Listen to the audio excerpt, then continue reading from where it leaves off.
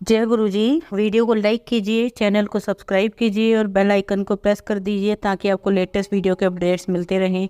प्रेम एक ऐसा अनुभव है जो मनुष्य को कभी हारने नहीं देता और घृणा एक ऐसा अनुभव है जो इंसान को कभी जीतने नहीं देता। जय गुरु जी। आज मैं आप सबके साथ दो सत्संग शेयर करूंगी। पहला सत्संग जो है वो श्रीमती अन्नू आंटी जी का है और हमारा दूसरा सत्संग श्रीमती अनीता आंटी जी का है और आंटी जी नोएडा से हैं।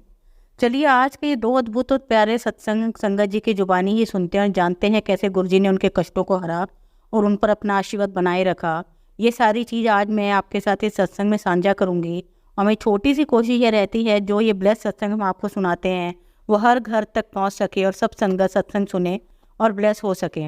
इसलिए सब संगत सत्संग के अंत तक बने रहना और सत्संग को बहुत ध्यान से सुनना और सत्संग को बीच में ना छोड़ें, क्योंकि सत्संग सुनने वाले का भी कल्याण होता है और सत्संग करने वाले का भी। और हो सकता है जो आप आज जो दो सत्संग सुने उनसे आपको अपने कई सवालों के जवाब मिल जाएं। चलिए सत्संग शुरू करें। जय गुरु जी। मैं उस दिन का धन्यवाद करती हूँ जिस दिन गुरु जी मेरे जीवन में पधारे। अब मेरा जीवन परिवर्तित हो चुका है और ऐसा प्रतीत होता है कि धीरे धीरे सब कठिनाइयाँ भी समाप्त हो चुकी हैं। इसका कारण एकमात्र ही है और वो है गुरु जी, जो स्वयं शक्तिमान ईश्वर हैं। एक मित्र से उनके बारे में सुनकर नवंबर 2005 में मैं गुरुजी के पास आई थी। इस समय मुझ पर अनेक समस्याओं का बोझ था, वित्तीय, पारिवारिक और कई छोटी छोटी निरर्थक सी लगने वाली चिंताएं, जिनके कारण मानसिक तनाव और खिंचाव सदा बने रहते हैं। कुछ भी ठीक नहीं था, मानसिक संतोष का सरासर अभाव था। मैंने गुरुजी के पास जाना प्रारंभ कर दिया। जिस दिन उन्होंने पहली बार मुझसे बात करी मेरा जीवन सार्थक हो गया। गुरुजी के प्रथम दर्शन के 2 महीने उपरांत मेरे पिता को एक दिन अचानक चिकित्सालय में प्रवेश कराना पड़ा। उन्हें श्वसन ज्वर था और उनका रोग इतना गंभीर था कि उन्हें जीवन रक्षक उपकरणों पर रखने की आवश्यकता थी। चिकित्सकों के अनुसार उनके जीवित रहने की आशा मात्र 10% ही थी। उस दिन गुरुजी के मंदिर में जाकर मैंने मन ही मन प्रार्थना की थी। प्रार्थना करते हुए मुझे ऐसा लगा कि गुरुजी मेरे साथ चिकित्सालय गए, मेरे पिता के सब उपकरण निकाल दिए और उन्हें स्वस्थ होने का आशीर्वाद दिया। शीघ्र ही गुरुजी के प्रश्न करने पर मैंने उन्हें अपने पिता की पीड़ा से अवगत किया। अगले दिन ही चिकित्सालय आने जाने पर अपने पिता को बिल्कुल ठीक अवस्था में देखकर मैं चकित रह गई। उनके सब जीवन रक्षक उपकरण निकाले जा चुके थे। गुरुजी ने मेरे पिता को स्वस्थ करके उन्हें नया जीवन दान दिया था। इस घटना के बाद मुझे गुरुजी के चमत्कारों का और अधिक आभास होने लगा। मुझे शीघ्र ही ज्ञात हो गया कि वह सर्वविद्यमान है और मन के भीतर गहरी से गहरी छिपी हुई कामनाओं का ध्यान रखते हैं। मेरे पति का उदाहरण है। उनके वित्तीय सौदे अटके हुए थे और हमें अनेक आर्थिक समस्याएं हो रही थी। कुछ समय में ही स्वतः ही हल हो गए और आर्थिक चिंताएं भी समाप्त हो गई।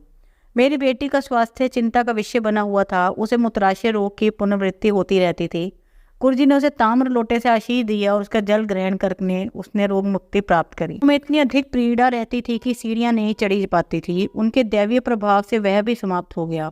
मेरी एक घनिष्ठ संबंधी ने भी उनकी कृपा का अनुभव किया है। वह ब्रिटेन में अपने पति के साथ रहती थी, किंतु ससुराल के कुछ सदस्यों के कारण उसकी अपने पति के साथ अनबन थी। अंत में वह अपना घर छोड़कर वापस भारत आ गई। उसने अपने पति से संबंध विच्छेद करने का मन बना लिया था, किंतु गुरुजी की दया से यह अनहोनी घटना होते होते बच गई और उनका दाम्पत्य माध्य पुनर्स्थापित हो गया। वास्तव में उसके पहले दर्शन के समय ही गुरुजी ने उसको उसके नाम से संबोधित किया। यह इस बात का सूचक है कि गुरुजी का अलौकिक प्रेम किस हद तक है। किस प्रकार से गुरुजी हमारे गुणतम प्रश्नों का उत्तर देते हैं और हमारे मन की समस्त भावनाओं का ज्ञान रखते हैं। हमारे जीवन में गुरुजी के प्रवेश के बाद सब कुछ सामान्य हो गया है। हमारे कुछ अच्छे कर्मों के कारण ही गुरुजी हमारे जीवन में प्रविष्ट हुए हैं। अपने चारों तरफ हम सदा उनके रक्षा कवचों का अनुभव कर सकते हैं। वह आकस्मिक विपदाओं और आपदाओं से सदा हमारी रक्षा करते हैं। उनके कारण ही अनेक समस्याएं स्वतः ही हल हो जाती हैं। प्राह स्रोतों द्वारा उत्पन्न विघ्न स्वयं समाप्त हो जाते हैं। और तो और मेरी छवि, दृष्टिकोण एवं प्रवृत्ति पूर्णतः परिवर्तित हो चुके हैं। मुझे जीवन में गुरुजी के आने के पश्चात पूर्ण शांति की प्राप्ति हुई है। अपने आश्रय में रखने के लिए हम कृपालु गुरुजी का हृदय और आत्मा से धन्यवाद करते हैं। क्योंकि यह जीवन उनके लिए असंभव है, उनके बिना बिल्कुल ही असंभव है। हम अति आभारी हैं। हमारा अस्तित्व, यह लघु जीवन उनके बिना अर्थहीन है। उनकी कोई समानता संभव नहीं है। गुरुजी मानव शरीर रूप में परमात्मा है। इस जगत में हमारे कल्याण और स्वच्छ हित के लिए ही उन्होंने यह रूप धारण किया है। जय गुरु जी। संगत जी, अब हम नोएडा से श्रीमती अनीता आंटी जी का सत्संग सुनेंगे। हम में से अधिकांश मोक्ष मार्ग पर चलने की आकांक्षा रखते हैं। हम अपनी कल्पना से इधर या उधर से पढ़कर आध्यात्मिकता के बारे में गलत विचारों का ताना बाना बुन लेते हैं। हमारे विचारों में आध्यात्मिकता का अर्थ में हिमालय की किसी गुफा में रहना या फिर देश की लंबाई या चौड़ाई नापना है।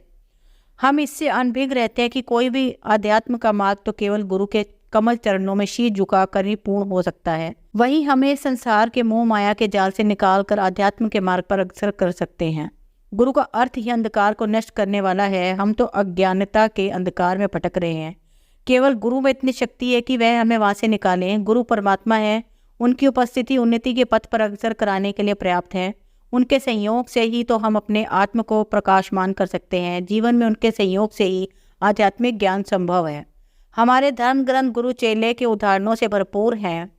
हमारे वह समस्त महापुरुष जिन्हें हमने भगवान से दृश्य माना है, उन सब ने मृत्यु रूप में इस पृथ्वी पर अवतरित होकर गुरु से शिक्षा ग्रहण करी थी। कृष्ण सदीपन के चरणों में बैठे तो राम ने वशिष्ठ से उपदेश ग्रहण किया। यीशु ने जॉन से जॉर्डन नदी के तट पर दीक्षा ली। देवताओं के गुरु बृहस्पति को कौन नहीं जानता। हमारा सौभाग्य है कि हमारी गुरु की खोज में हमें गुरु जी का आशीर्वाद मिला है। वह देवता के मानवीय प्रतिबिंब हैं।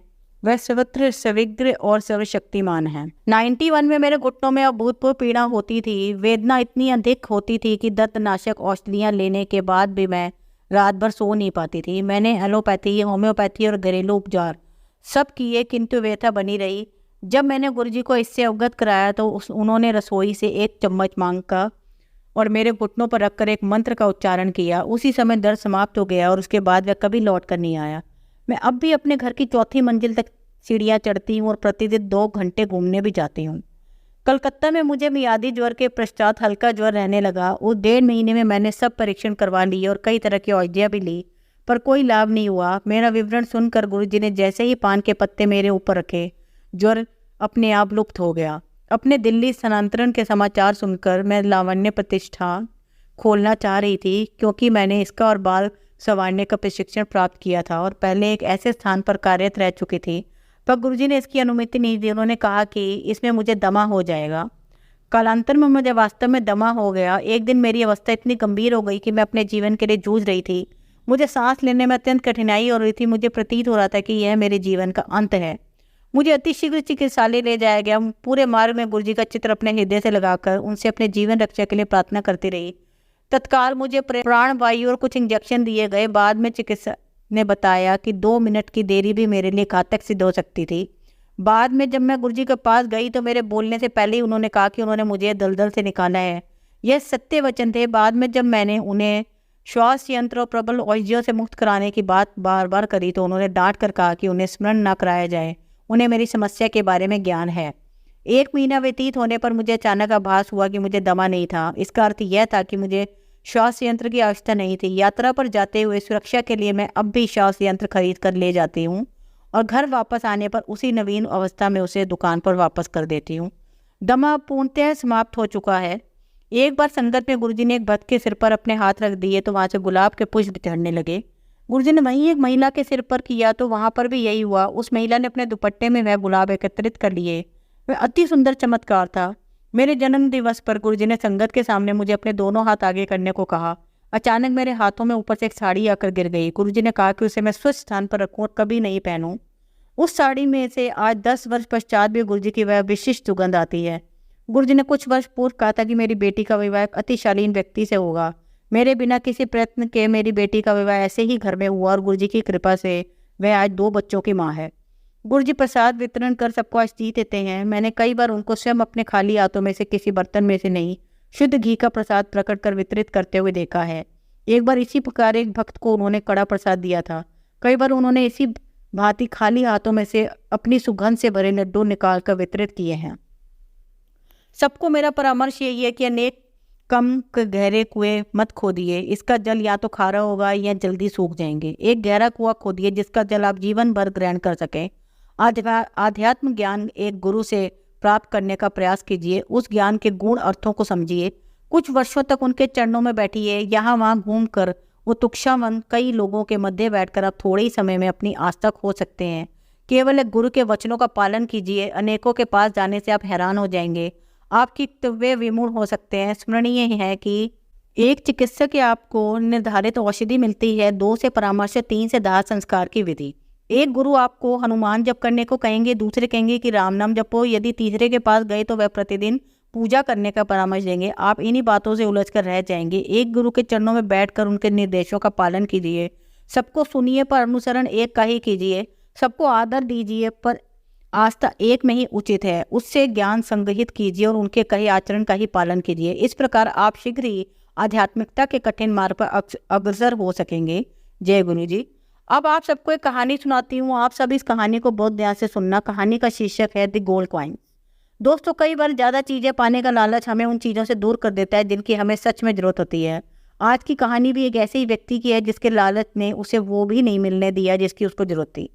चीज़ों का लालच करना और ऐसी चीज़ों के बारे में सोचते रहना जिनकी हमें ज़रूरत नहीं होती अक्सर हमारी परिस्थितियों का परेशानियों का कारण बन जाती हैं। इस कहानी के ज़रिए आपको इस बारे में सीख मिलेगी कि किसी तरह हमें ख्याली पुलाव नहीं बनाने चाहिए और साथ ही कभी भी किसी काम को करने से पहले उससे मिलने वाले रिजल्ट के बारे में सोचकर ज़्यादा खुशी नहीं मनानी चाहिए। ये कहानी एक किसान की है जो कि काफ़ी गरीब था। खेती करके ही उसकी रोजी रोटी चलती थी। किसान अपने गरीबी से काफ़ी परेशान था क्योंकि उसके पास ज़्यादा पैसे नहीं थे, ना ही उसके खेत इतने बड़े थे कि वह उनसे ज़्यादा फसल लगा सके और अधिक मुनाफा कमा सके। वो दूसरे किसानों को देखकर हमेशा यही सोचता कि काश मेरे पास भी इतने बड़े बड़े खेत होते। उसके पास जितना भी था वह किसान उससे संतुष्ट नहीं था। एक दिन वो किसान अपने घर के पास पेड़ लगा रहा था। पेड़ लगाने के बाद वो किसान गड्ढा खोदने लगा। गड्ढा खोदते खोदते उस किसान को एक बहुत बड़ा और पुराना घड़ा मिला। किसान थोड़ा हैरान हुआ और सोचने लगा कि इस घड़े को यहाँ किसने छुपाया होगा। उसने उस घड़े को बाहर निकाला और उसे खोलकर देखा तो उसके अंदर ढेर सारे सोने के सिक्के थे। किसान उसे देखकर बहुत खुश हो गया। उसने तुरंत फैसला लिया कि वो उन सभी सिक्कों को बाजार में बेच देगा और बहुत अमीर बन जाएगा। वो किसान बिना किसी को बताए उस घड़े को एक कपड़े में लपेटकर बाजार की तरफ दौड़ गया। जाते जाते वो सोचने लगा कि उन सोने के सिक्कों को बेचकर मुझे बहुत सारे रुपए मिल जाएंगे जिनसे मैं अपने बच्चों के लिए नए कपड़े खरीदूंगा, नया घर बनाऊंगा, अपने लिए बड़े खेत खरीदूंगा, खेतों में काम करने के लिए नौकर रखूंगा और बहुत सारी फसल उगाऊंगा और उस फसल को बेचकर मैं गाँव का सबसे अमीर किसान बन जाऊंगा। अपनी सोच और धन के लालच में डूबा किसान तेजी से दौड़ा जा रहा था कि अचानक उसका पैर एक पत्थर से टकराया और जमीन पर गिर गया। उसके हाथों से वो घड़ा छूटकर सीधा नाले में जा गिरा और बह गया। उस किसान को कुछ समझ नहीं आया कि उसके साथ ये सब क्या हुआ। उसके हाथ कुछ भी नहीं लगा और जो कुछ भी उसने सोचा था वो सब उस घड़े के साथ ही बह गया। अब सीख जो हमें इस कहानी से मिलती है, छोटी सी कहानी हमें ये बात सिखाती है कि हमें अपनी कामयाबी की बातें तब तक नहीं सोचनी चाहिए जब तक हम अपने काम में सफल हो नहीं जाते। कई बार चीज़ें उस तरीके से नहीं होती जैसा हम सोचते हैं। जो लोग काम करने से ज़्यादा उसके परिणामों को लेकर सपने बना लेते हैं उन्हें अक्सर ऐसी सिचुएशन का सामना करना पड़ता है जिसके बारे में उन्होंने कभी सोचा ही नहीं होता। जब तक आप किसी काम में सफल ना हो जाएं तब तक उसके रिजल्ट्स के बारे में सोचने की आदत को बदल डालिए, क्योंकि सफलता सोचने से नहीं ज़्यादा अच्छी वास्तविकता में लगती है। दूसरी बात जो ये कहानी सिखाती है कि ज़िंदगी में हर व्यक्ति को सब्र और धैर्य से काम लेना चाहिए। बिना सोचे समझे लाइफ में कोई भी फैसला तुरंत नहीं करना चाहिए। ये ज़रूरी नहीं कि जो हमने सोचा हो वो बिल्कुल वैसा ही हो जाए। कभी भी ख्याली पुलाव नहीं बनाने चाहिए। खुली आंखों से देखे गए सपने कभी पूरे नहीं होते और हमेशा याद रखें कि लाइफ में कभी भी ज़्यादा लालच ना करें। ऊपर वाले ने हमें जो भी दिया है अगर उससे हमारी लाइफ खुशी खुशी चल रही है तो वो हमारे लिए बहुत है। ज़्यादा का लालच अक्सर इंसान को उसकी खुशियों और अपनों से दूर कर देता है। लाइफ में कभी भी आपको कुछ नया करना है तो लोगों से उस बारे में बात करें, उस चीज़ के बारे में इंफॉर्मेशन लें और जिसकी फिर जाके अपनी समझ से काम करें। सोच समझ कर लिए गए फैसले अक्सर यह सही ही होते हैं। फिर भी काम को करने में, कोई इंपॉर्टेंट डिस्कशन लेने में कभी भी जल्दबाजी ना करें। जल्दबाजी में किए गए काम अक्सर गलत ही होते हैं। किसी भी काम को करने से पहले ठंडे दिमाग से सोचें, एक सही प्लान बनाएं और फिर उस काम की शुरुआत करें। जय गुरु जी। संगत जी, अगर आपको आज का सत्संग अच्छा लगा हो तो आप इस सत्संग को और संगत के साथ ज़रूर साझा करें जिससे वो भी महाराज का दिव्य आशीर्वाद प्राप्त कर सकें। जय गुरु जी। शुक्राना गुरु जी।